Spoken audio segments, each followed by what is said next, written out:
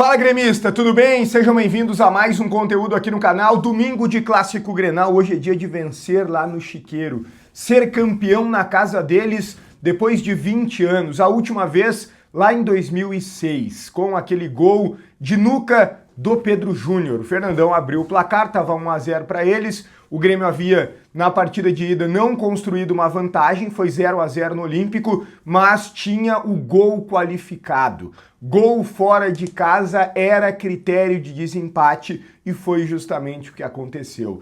Pedro Júnior, de nuca, venceu o Klemer, venceu toda a zaga colorada e colocou no fundo da rede. O Grêmio, na época, treinado por Mano Menezes, foi campeão gaúcho. O improvável título gaúcho de um Grêmio modestíssimo, de um Grêmio que estava voltando para a primeira divisão, de um Grêmio que estava com muitas dificuldades financeiras, de um Grêmio que poderia ter ido para o fundo do poço se não tivesse subido para a elite naquela batalha dos aflitos.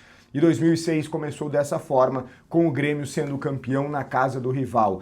De lá para cá, evidentemente que o Grêmio foi campeão várias vezes, em cima do Inter, inclusive, mas título comemorado dentro do Beira-Rio, esse de 2006 foi o último. Nós eliminamos o Inter na casa deles, sim, mas não em decisão de campeonato gaúcho. Vocês vão lembrar de semifinal, por exemplo, de Campeonato Gaúcho, isso sim aconteceu. Ali em 2018, o Grêmio enfrentou o Inter na semi, ganhou por 3-0 na Arena, inclusive o Arthur fazendo um dos gols, perdeu por 2-0 no estádio Beira-Rio, mas, como eu acabei de dizer, não era final, ali o Grêmio sim pôde avançar a decisão e acabou o campeão gaúcho, se eu não estou equivocado, em cima do Ipiranga. Hoje é dia de fazer a festa mais uma vez na casa do rival. Jogo que, obviamente, não será fácil. A nossa vantagem ela é grande, a nossa vantagem ela é expressiva, mas eu tenho dito que o Grêmio precisa entrar com a mentalidade do 0-0.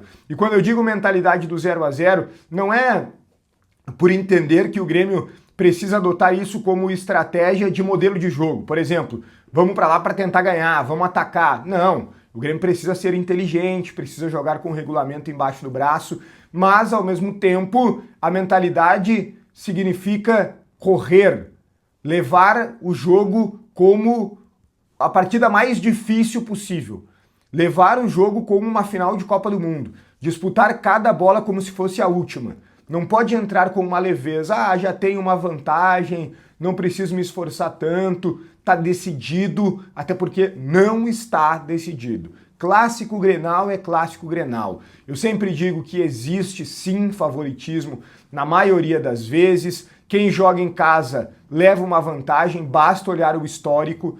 A história mostra que o melhor time, na maioria das vezes, vence o Clássico Grenal. A história mostra que quem joga em casa, na maioria das vezes, vence o Clássico Grenal, mas favoritismo não ganha jogo. O que ganha jogo é a prática e no Clássico Grenal a surpresa se apresentou muitas e muitas vezes. Então o Grêmio precisa ficar atento, muito ligado a isso. Se entrar caminhando, se entrar dormindo, dará forças ao rival que estará com a sua casa lotada, o torcedor empurrando até um determinado momento. O Grêmio não pode tomar um gol cedo. Agora, se o Grêmio conseguir controlar o primeiro tempo, principalmente, bom, aí acaba. Se o primeiro tempo terminar com um empate no placar, aí o Inter não vai conseguir na segunda etapa buscar. Inclusive vão entrar em desespero no segundo tempo e a tendência é que essa situação fique até mais cômoda para o Grêmio, que estará prontinho para explorar os contra-ataques, uma característica muito forte do nosso time. Rapidamente aqui o time provável do Grêmio que deve ser confirmado 1 hora antes da partida pelo técnico Luiz Castro: Everton, o goleiro, Pavon na lateral direita, Gustavo Martins e Vieri a zaga, Marlon na lateral esquerda. No meio-campo, Noriega, Arthur e também o Monsalve, Amuso e Enamorado nas pontas, na frente, Carlos Vinícius. Esse o Grêmio. O Everton, Pavon, Gustavo Martins, Vieri, Marlon, Noriega, Arthur, Monsalve, Amuso, Enamorado e Carlos Vinícius. Para cima deles, no banco teremos bons jogadores, sim, como o William, como o TT, jogadores interessantes que vão entrar também para ajudar o Grêmio. Beleza? Olha só, aqui precisamos falar sobre duas pautas também. Mais saídas e a situação de Walter Kahneman, que quase não jogou nesta temporada. O que pensa Luiz Castro a respeito do nosso ídolo? Antes eu preciso te dizer que o Empório da Família trabalha com a excelência das pizzas da Nono Ludovico. Empório da Família trabalha com a linha de congelados da renomada marca Vó Eneri. É linha completa. Fica em Porto Alegre, é variedade, vale a pena demais conhecer a loja do Empório da Família. O endereço está na tela, o telefone também, Empório da Família. O crepe do Alemão é o melhor do Rio Grande do Sul de forma disparada. Fica em Torres, na mais bela praia gaúcha, ali na Avenida Beira Mar. O telefone da teleentrega está na tela. Incomparável, bom demais, crepe do Alemão. Quero dizer para vocês que as saídas não cessaram. Elas ainda devem acontecer. A janela dos estaduais está aberta e ela permite que pelo menos um dos jogadores da lista de saídas do Grêmio possa se transferir para outro clube. O outro jogador desta lista de saídas não pode ser negociado neste momento, apenas na metade do ano. Os dois atletas que eu estou me referindo são o volante Dodi. Por quê? Primeiro explicar o Dodi para depois ir para o segundo atleta. O Grêmio vê no Dodi sim um jogador importante, vê sim no Dodi um jogador que na verdade foi importante, foi extremamente necessário, mas neste momento o Grêmio tem para a posição as duas primeiras funções do meio-campo. O Leonel Pérez, que recém chegou, o Vilhaçante no mês que vem já estará à disposição, já está plenamente recuperado de lesão, apenas trabalhando a parte física. O Noriega está jogando muito bem como primeiro volante, então o Grêmio já tem 3 jogadores para essa função de primeiro volante. Leonel Pérez, Noriega e o Vilhaçante.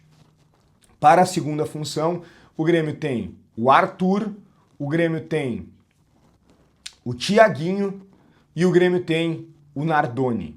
Então, perde espaço realmente o Dodi. Dessa forma, o Grêmio pretende negociar esse jogador.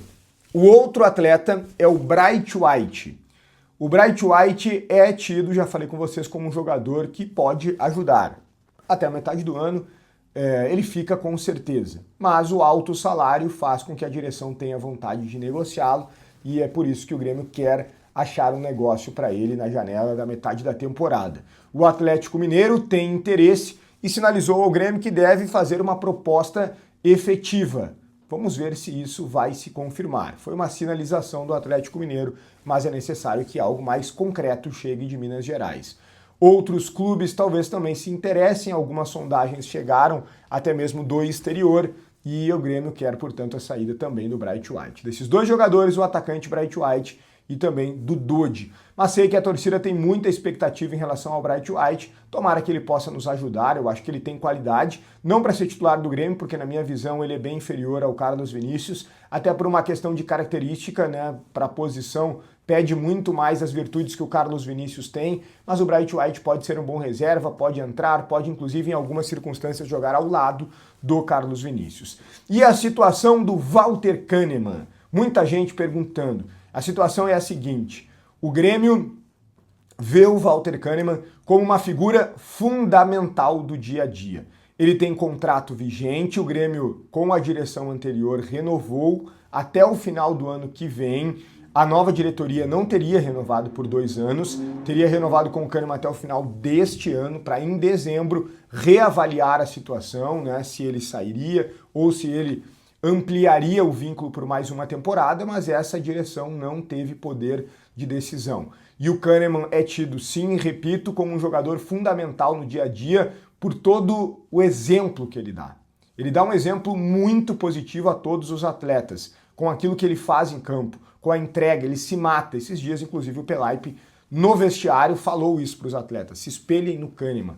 A idade que ele tem, a maneira como ele ainda se coloca, um profissional de excelência. Ele não tá ali, vou ganhar meu último dinheirinho até o final da carreira. Não, não. Ele se mata, ele dá o máximo até o fim. Por isso que ele é nosso ídolo, né? Não só por tudo que ele ganhou no Grêmio, mas pela postura que ele sempre teve e continua tendo. Então, máximo respeito ao Walter Kahneman, mas o técnico Luiz Castro está olhando para uma hierarquia de meritocracia.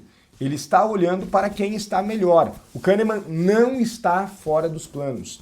O Kahneman, se ele apresentar um desempenho técnico e físico superior aos outros, ele será titular. Ele não está fora dos planos, o Grêmio não vai fazer nenhum tipo de colocação do Kahneman numa lista de dispensas, jamais vai desrespeitar o jogador e acho que acerta em cheio nessa postura a diretoria gremista. Então ele é mais um atleta do elenco. Na medida em que for melhor do que os outros, ele vai jogar sem problema nenhum. É isso que garantem as pessoas dos bastidores do Grêmio.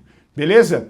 Deixa o like, te inscreve no canal, ativa as notificações, opina muito aqui nos comentários. O conteúdo também tem a força de Hora do Pastel, a maior franquia de fast food de pastéis do Brasil e uma das maiores do mundo. Não para de crescer e abrir novas franquias em novos lugares. Procura mais próxima de ti no site ou então no Instagram. Pastel crocante, recheio generoso, sabor que conquista. Hora do Pastel. E o cupom Grenal10 te dá 10% de desconto. Hora do Pastel. Um grande abraço e até o próximo conteúdo.